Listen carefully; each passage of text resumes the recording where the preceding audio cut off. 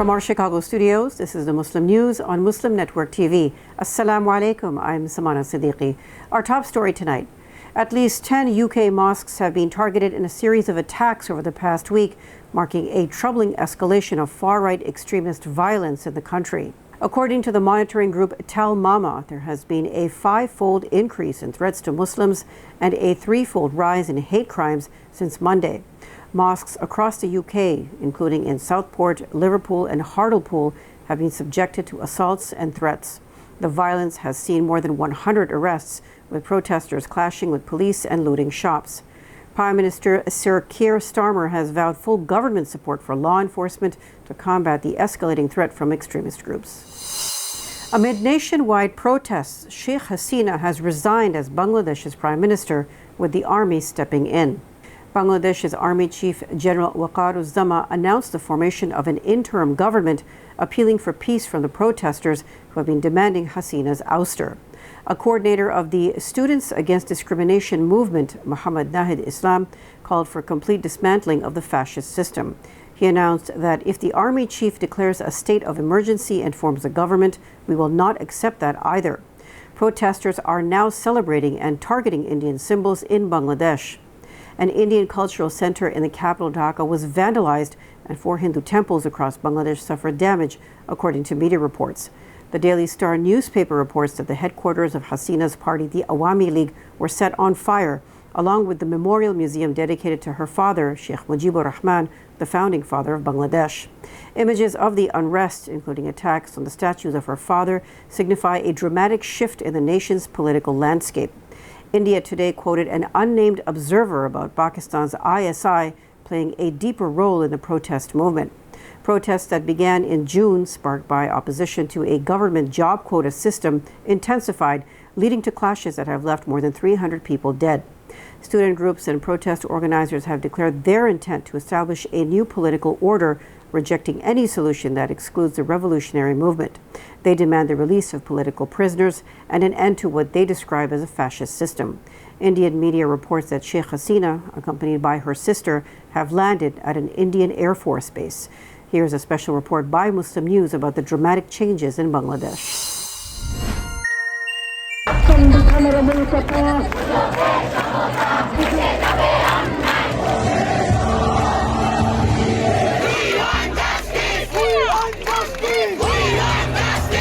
Shonar Bangla is rising again. Yes, Bangladesh is rising. Rising for justice and democracy. And it's rising bravely. He is Abu Saeed of a university in Rangpur, Bangladesh. This English major student was gunned down by police on July 16th at close range and in public view as he stood alone with a stick in hand.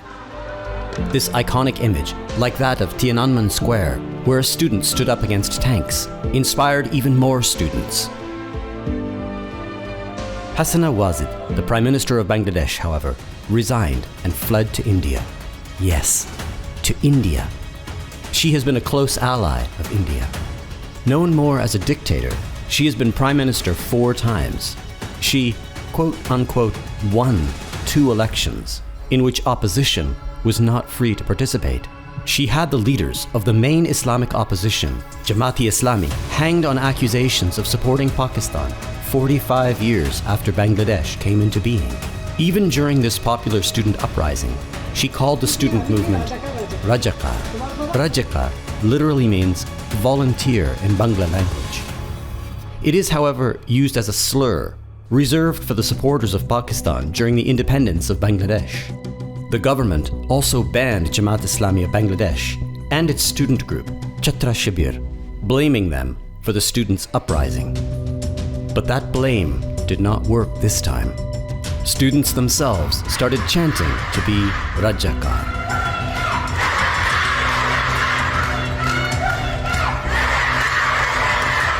The slogan translates, "Who are you? Who am I? Rajakar, Rajakar. Volunteers, volunteers." The movement caused her to flee back to India. The army chief of Bangladesh, General Waqar-uz-Zaman, told the nation an interim government will be formed to run the country. It was an army coup which killed her father, Sheikh Mujib ar-Rahman, in 1975. Questions remain, however. Will it be yet another cycle of military control? Will Hasina once again come back from India to rule the country? Will Bangladesh move forward toward freedom, justice, and democracy?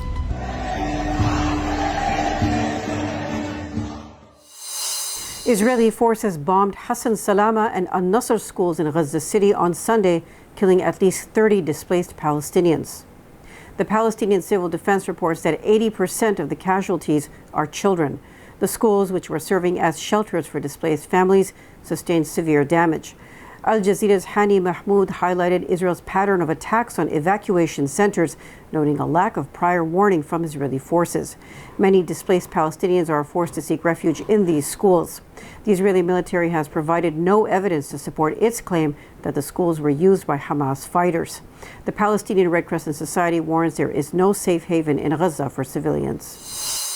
In the past 24 hours, Israeli strikes have killed at least 40 Palestinians and injured 71 others in Gaza, according to the region's health ministry.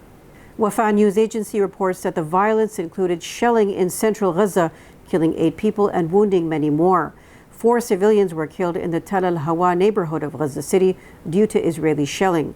As well, a drone strike in central Gaza killed 2 people riding a motorcycle near Al-Maghazi Park.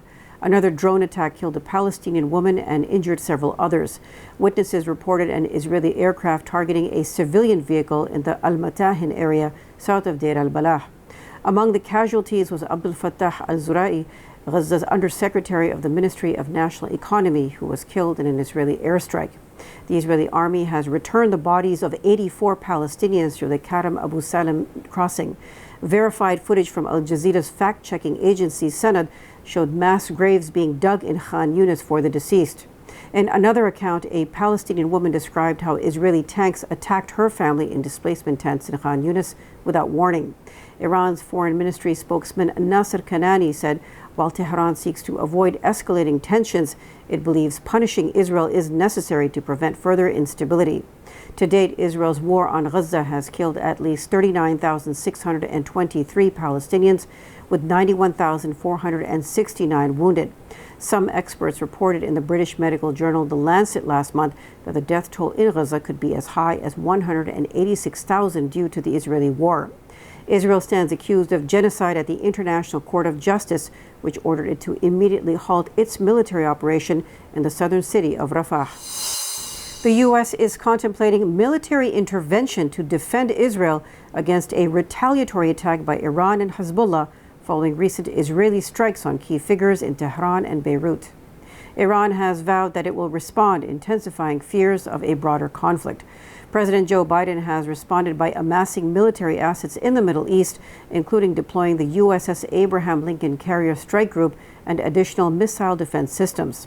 Republican Senator Lindsey Graham is pushing a resolution to authorize military action against Iran and hold Tehran accountable for Hezbollah's actions.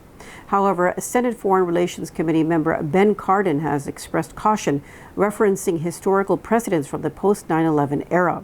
Similarly, Democratic lawmakers, including Representatives Ro Khanna and Mark Pocan, oppose the idea of war with Iran, citing concerns over repeat of past mistakes. President Joe Biden has urged Israeli Prime Minister Benjamin Netanyahu to de-escalate tensions amid the threat of a regional conflict. Axios News reports that last week, in a tough phone call, Biden demanded an immediate shift toward prisoner exchange and a ceasefire deal. The White House confirmed Biden and Netanyahu discussed U.S. military support for Israel, including new defensive measures against ballistic missiles and drones. However, Biden expressed dissatisfaction with Netanyahu's recent actions, including the assassination of Palestinian leader Ismail Haniyeh. Biden made it clear that while the U.S. is committed to defending Israel from Iranian attacks, any further escalation could jeopardize American support. As well, in a phone call Friday, Secretary of Defense Lloyd Austin informed his Israeli counterpart Yoav Gallant about Washington's future defensive force posture changes in the Middle East.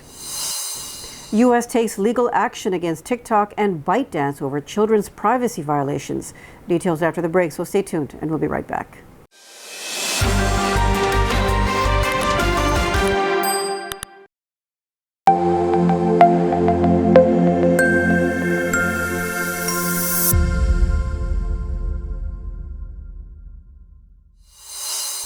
Welcome back.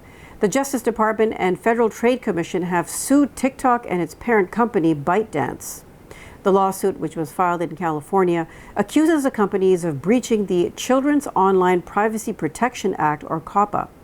The complaint alleges that TikTok allowed children under 13 to use the app, collected their personal data without parental consent, and failed to delete this data when requested by parents. The suit also highlights TikTok's disregard for a 2019 court order requiring compliance with COPPA regulations. Acting Associate Attorney General Benjamin Miser stressed the urgency of enforcing children's privacy rights and ensuring that TikTok adheres to legal standards. 5 policemen and a teacher were fired by the government in Indian-administered Kashmir for their alleged anti-India activities. The Indian government claims the employees were found by law enforcement and intelligence agencies to be involved in what it says were activities prejudicial to the interests of the state. Constables Saifuddin, Farooq Ahmad Sheikh, Khalid Hussain Shah, Rahmat Shah, and Irshad Ahmad Chalku were accused of facilitating the movement of militants and weapons across the border with Pakistan. Since 2019, when the Indian government abrogated the autonomous status of the disputed region, dozens of government employees, including university professors, have been fired on various charges. The Washington Post reports that ex-President Donald Trump may have received a $10 million cash boost from Egypt's President Abdel Fattah al-Sisi for his 2016 campaign. The funds, withdrawn by a group linked to Egyptian intelligence just 5 days before Trump's inauguration, could breach federal laws against foreign contributions to U.S. candidates. The Research and Studies Center, a covert entity associated with Egypt's intelligence agency, reportedly facilitated the transaction through a Cairo state-run bank. The matter, which was first uncovered in 2019, has sparked controversy over Justice Department interference in investigating the case. Trump's campaign dismisses the claims as fake news, while the Egyptian government has refrained from commenting. Despite denials, the investigation, based on interviews and extensive document reviews, has raised serious concerns about foreign influence in U.S. elections. An American woman was rescued in the western Indian state of Maharashtra after being found chained to a tree in a dense forest. 50-year-old Lalita Kai was discovered a week ago. Her cries for help prompted local shepherds to alert the authorities. The police quickly intervened, cutting her free and transporting her to a hospital. Despite being in critical condition, her health has since improved and she is now receiving psychiatric care. In her statement to the police, Kai claims her husband abandoned her in the forest with no food or water. Authorities are now searching for him in the state of Tamil Nadu. For more than 40 years, Amne Darwish Talab has been pioneering community services, but her greatest triumph may be Dearborn, Michigan's Halal Meals on Wheels. Sparked by a resident's request for food prepared in line with Islamic dietary laws, Darwish Talab's initiative now delivers nearly 100 meals daily. That's in part thanks to local restaurant owner Ali Mike Abu Khudr's commitment. Despite challenges like funding shortages and increasing demand, both organizations address the community's needs for culturally and religiously appropriate food. New efforts like congregate meals at the Arab Community Center for Economic and Social Services launched in July 2023. They offer not just meals but also social and educational support for seniors. These programs highlight the growing demand for inclusive and culturally sensitive food services in the community. On the other side of Metro Detroit, Joseph Figlioli and his team are busy every Tuesday and Thursday distributing large green shopping bags to a long line of residents. He is the pantry manager at Muslim Family Services. Every week, he and his team of employees and volunteers assemble and dispense around 400 bags of food. The program has quickly gained momentum. Now, the Friday meals include presentations on social and behavioral health, Medicare, Medicaid, immigration aid, and other relevant topics. That's all from our Chicago studios tonight. Thank you for tuning in. You can subscribe to our YouTube channel and hit the bell icon for the latest updates. For more content, keep watching Muslim Network TV or visit muslimnetwork.tv. Salam and good night.